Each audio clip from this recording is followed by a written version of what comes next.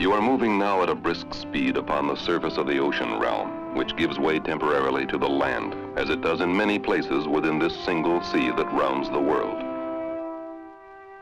From this sea, in other days, men emerged from wooden ships. Having no doubts about the existence of God, they thanked him for safe passage, with gratitude as great as the waters they had crossed. They built colonies in the name of the British Crown, and in time they founded a new nation, stretching from the chill of Canada to the warmer strands of Florida. The men of the new nation spoke the English tongue. Farms blossomed within the wilderness, and cities grew from coastal villages and inland clusters. And still they further grew to create this world that belongs to the present generation.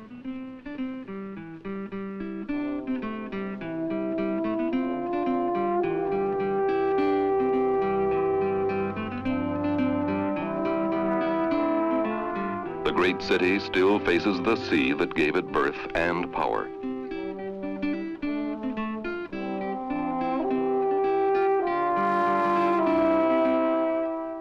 See the familiar city then in the light of time, our own time and the time to come.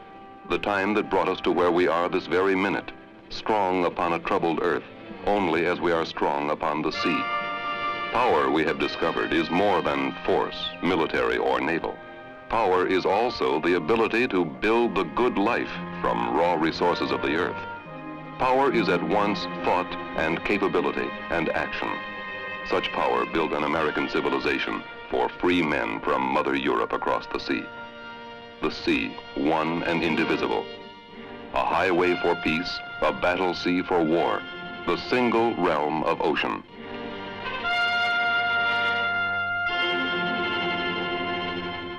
The sea a battlefield since the earliest memories of man, but never more so than in the time of our own nation. The 7 Years' War that began in 1756 was World War indeed. An amphibious attack brought the fall of Quebec and the conquest of Canada, the high water mark of British arms in America. And while England struggled on with France, her own colonies in America, themselves perhaps the freest men on earth, struck out for even more freedom. At sea, Britain had 28 warships with over 500 guns and 5,000 men at ports between Halifax and Florida. True to her sea doctrine, she commanded the American coast, keeping her own sea lanes open and closing those of the rebellious colonists. The colonial navy consisted of a few frigates from individual state navies. Averaging 125 feet in length, they mounted 4 to 12-pounders. 4 of 13 contemplated frigates were destroyed on the stocks to prevent capture. Others were captured, driven ashore, or sunk. The same for many of the new nation's converted merchantmen and privateers. At war's end, our America had no more than 2 ships larger than a schooner. It was sad going. True enough, there was the stirring episode in English waters off Flamborough Head in 1779, when John Paul Jones doggedly held on to and finally beat a good British man-of-war, Serapis.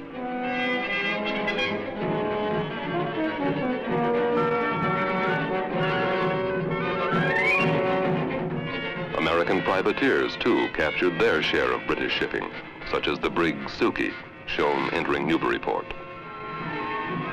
and the Drake, one of Jones's prizes. For all that and other courageous actions that were to found the American naval tradition, it was French sea power, anxious to even old scores, that turned the tide of war, the year 1781. British General Lord Cornwallis, out to conquer Virginia, mustered 7,000 men just off Chesapeake Bay. at a place called Yorktown. A despairing Washington found fresh hope from the new American Republic's first friends, the French, who sent their fleet from the West Indies. It was to be one of the few times in history when France, not England, ruled the waves.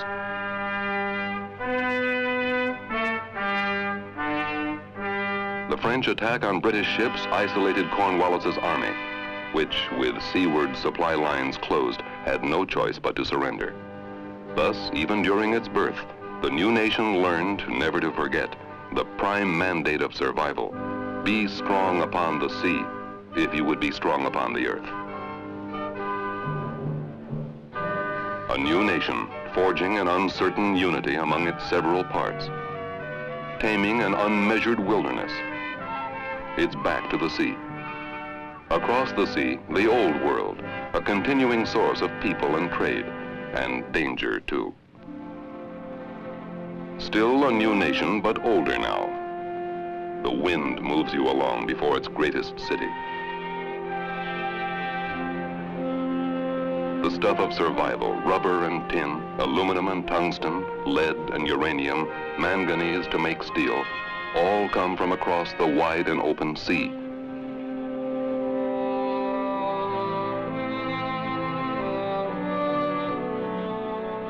The new nation, growing older, needs some 70 vital materials from other shores of the single sea.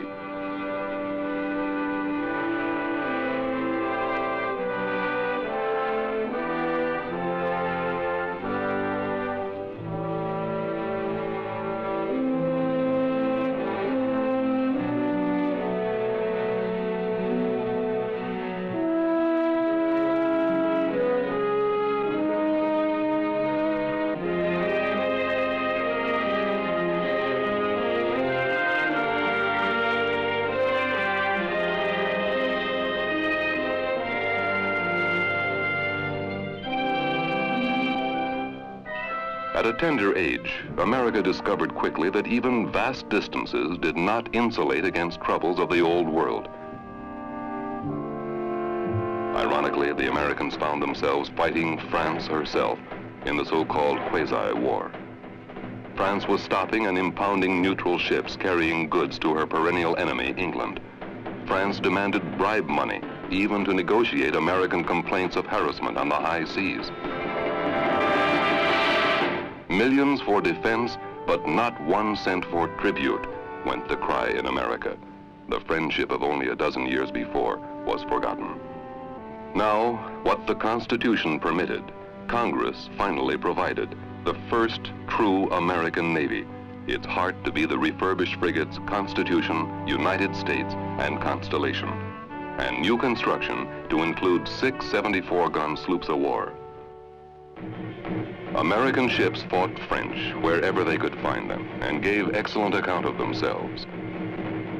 On February 9, 1799, in the West Indies, Constellation, under Commodore Thomas Truxton, beat and captured a good French frigate, L'Insurgente. And again, off Guadeloupe, Constellation defeated the 50-gun Vengeance. During this half-war, the young United States captured more than 80 French ships, proving to herself and to Europe there was something new upon the sea. Millions for defense, but not 1 cent for tribute, became a lie as the 19th century dawned. Our new nation was paying 1/5 of its total revenue in ransom to the Muslim states of Morocco, Algiers, Tunis, and Tripoli. Tribute for captured Americans and for merchant ships to ply the Mediterranean. But the $2 million was not enough for these Barbary pirates. They kept upping the amount. War was declared. The American Navy sailed forth to avenge indignities and to end the affair. Unfortunately, the frigate Philadelphia ran aground and was captured by the pirates. Under Commodore Edward Preble, the Navy attacked the forts of Tripoli. These were the days of daring-do. Heroic Stephen Decatur braved the harbor itself to destroy Philadelphia.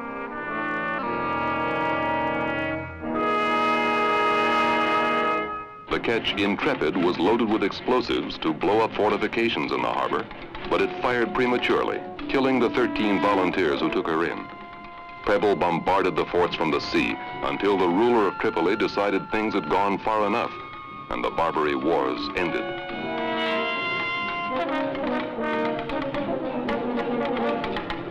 They had given the new nation a spark of pride, and they gave the new navy sea fighters hardened in battle, a litany of heroes: Preble, Decatur, Bainbridge. Across the seas, the bitter enemies, England and France, continued the conflict of centuries running. It now raged into full crescendo with the rise of Napoleon, who, for all his small size, was likened to an elephant because of his prowess on the land. Britain was likened to a whale because of her strength at sea, symbolized most effectively by Admiral Horatio Nelson. In one way or another, the cataclysmic struggle engulfed most of the civilized world, and much that was not.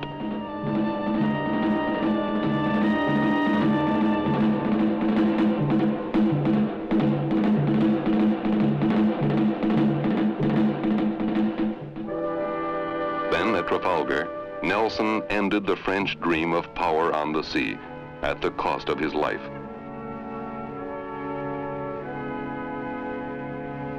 And also, there upon the waters, ended Napoleon's hope of crushing England.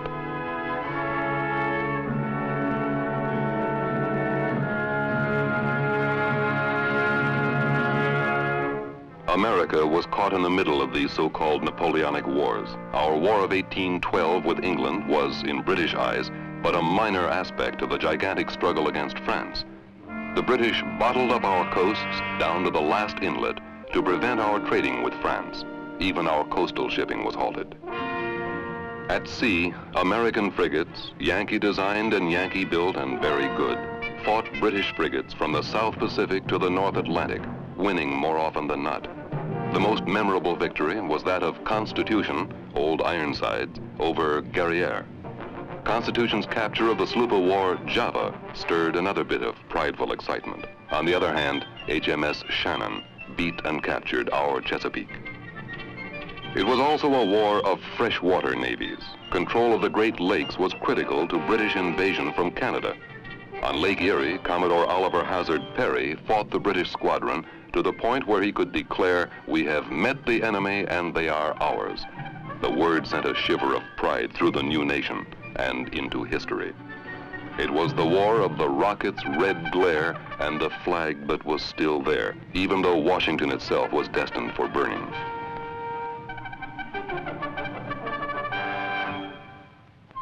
Jackson's victory at New Orleans actually came after the conclusion of peace with England. But it did help put Jackson in the White House, which in turn put the stamp of the frontier on the American character for the rest of the century. The frontier, once it was those very Palisades that rise before you above the Hudson. Once a virtually unknown continent lay behind them. The new nation had to be established in fact as well as dream, across a vast realm of wilderness. How the 13 one-time colonies stretched themselves from the Atlantic coastline to the shores of the Pacific and across it. That is the epic of this America. In the settled East, a calming down upon the land as the frontier moved westward, a rural America, before the coming of the great cities, placed its mark upon what we are today. There was a harsh and rugged simplicity, work to be done, and men that could do it. An age of uncomplicated faith, when God was unmistakably in his heaven. The steamboat brought the wonders of the century that was to produce in time electricity, motors and engines, the telegraph and the telephone, and urban civilization with its special joys and special problems. Those who longed for other places found the frontier outer space enough. The land, it seemed to all Americans, was without end and without limit. An age to go a-roving in. Inward and westward, if those were your fancies, or outward and seaward across the sweep of wave and wind. Tall ships stood against the skies, wooden ships and iron men, the saying went. Fix your mind upon them across this ocean of time, that separates us from them. Along the Connecticut shore of the single ocean that spans all the world, the men and the times are remembered in mystic seaport. Picture a ship heading for China and the East, carrying whale oil and lumber. Surely it will bring back to us the tea and the silks, the pepper and the coffee and the ginger, the porcelain, and wondrous tales of those incredibly distant shores, fabled places where a man might go before the mast. The port is the gateway to adventure. Rig the ships to entrap the trade wind. Store them to help men endure the long months and hard labor at sea. Build the ship from love as well as skill, for the ship must be home and fortress too, a special place for men upon vast and dangerous seas. With time, the tall ships drifted away, but for all that has happened since, they still are a part of what we are. Under my wings, everything prospers. Not the complete truth, perhaps, but truth enough for this golden age of American expansion and expansiveness. American wealth multiplied many times, making more to protect upon the seas of the world. So the Navy grew apace from the battered but exhilarating experience of 1812. The Navy protected by reputation and by deed a seaborne commerce that quintupled between 1815 and 1860. In the late 1840s, the Navy sent amphibious forces against a neighbor that is now a friend during the war with Mexico that finally set the American frontier upon the Pacific itself, and soon to cross it. The Navy, as seen by baleful native eyes in a distant empire, opening up, as the phrase went, Japan to trade with the West.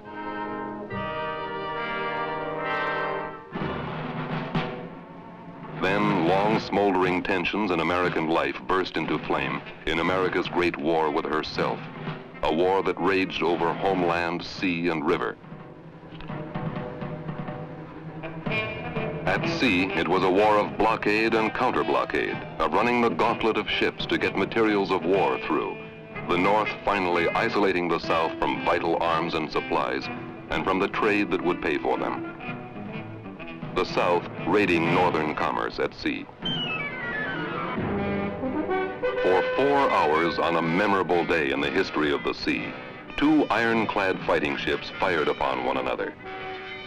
Virginia, formerly called Merrimac, mounted 3 9-inch Dahlgren guns, 2 6-inch rifles and broadside, 2 7-inch rifle pivots, top speed 4 knots, versus the Monitor, perhaps the most original design thus far in naval architecture, so new that 40 innovations in her could be patented. Monitor mounted 2 11-inch Dahlgren smoothbores in a revolving turret. At day's end, Virginia was damaged but repairable. Monitor hit but not badly hurt. The message needed no belaboring. War upon the sea was destined to be different. The ironclads were here to stay. And to this war came other devices that were to shape all war to come. The underwater mine, the tentative submarine. Nonetheless, iron men in wooden ships had their last fling at glory. The North occupied one after another the southern ports between Virginia and the Rio Grande.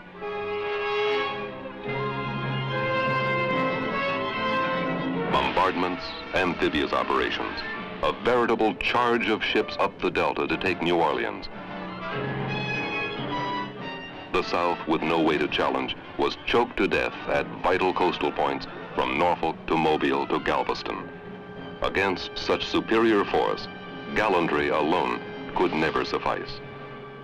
And it didn't. You sail your boat then through territorial waters of a strong and united America, a nation with the lesson learned: strength upon the earth depends upon strength upon the sea. You are moving northeast now, the mainland to port, Long Island to starboard, to a place that holds memories of a man and the land he served.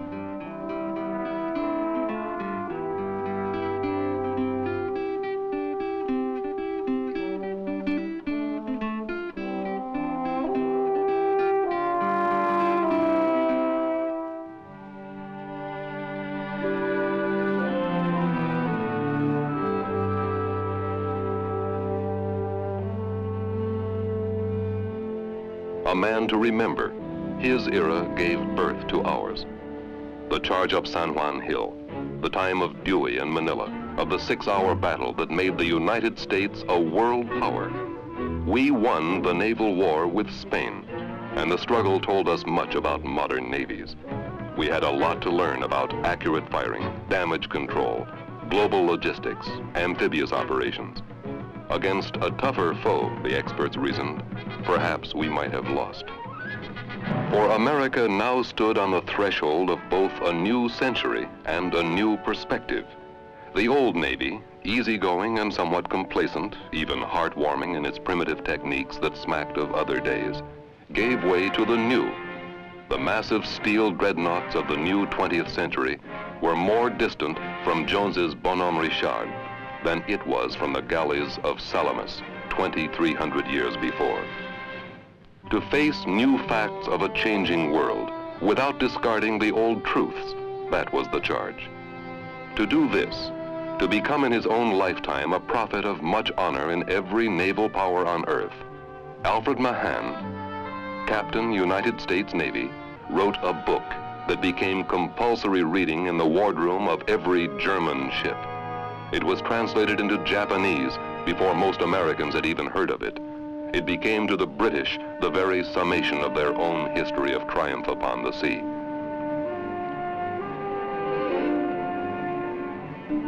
Britain, Mahan wrote, was great because her people were great, and because her people could see that their island geography dictated use of the sea.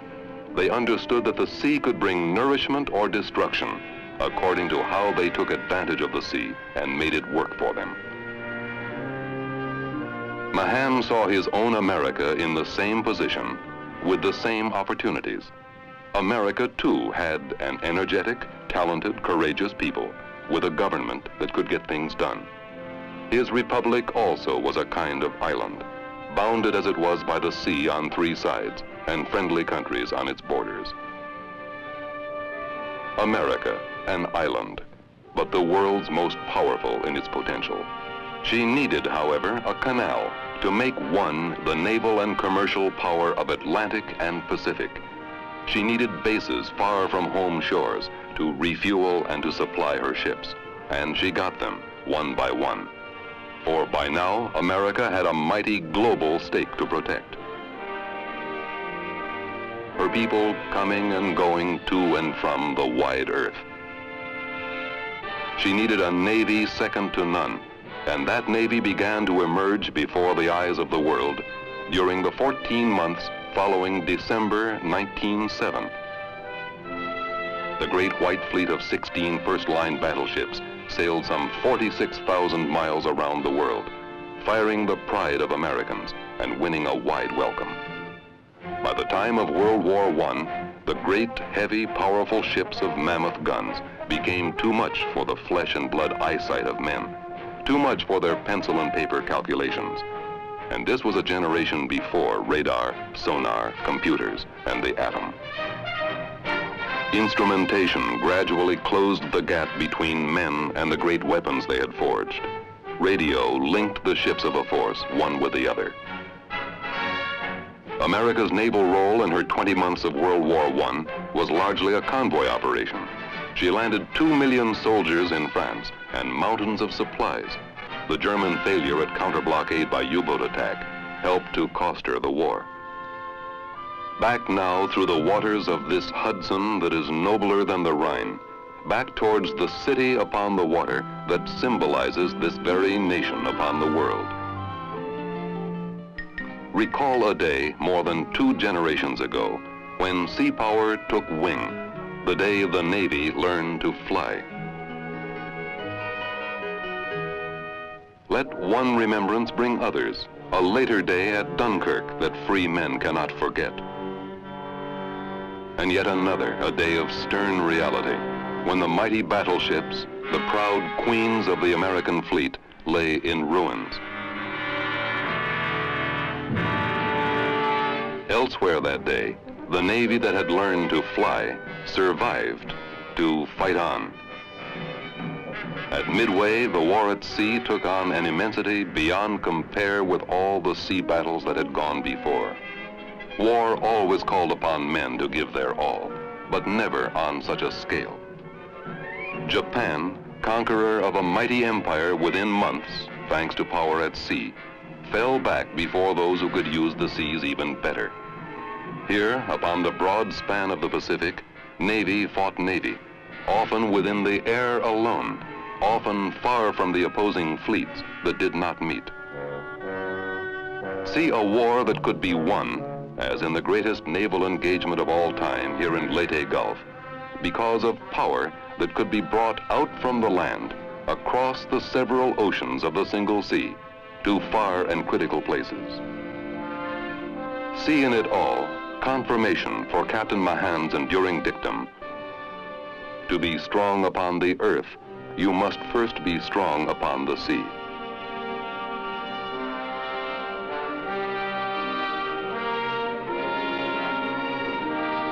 Hard ahead of you, the city upon the sea, in a nation upon the sea, a nation whose very life finds sustenance in the sea.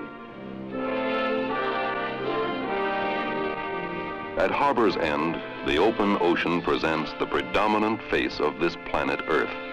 A small planet, even among those we know of, and a troubled one. A place where problems will not be argued away. A place to be strong and to stay strong. The empires have come and gone. The greatness of yesteryear is a part of what we are today, if we heed its lessons. The speed of change has left its mark. But even this shrinking world is yet as wide as the ocean seas, and a lad can still go a-roving across the great waters.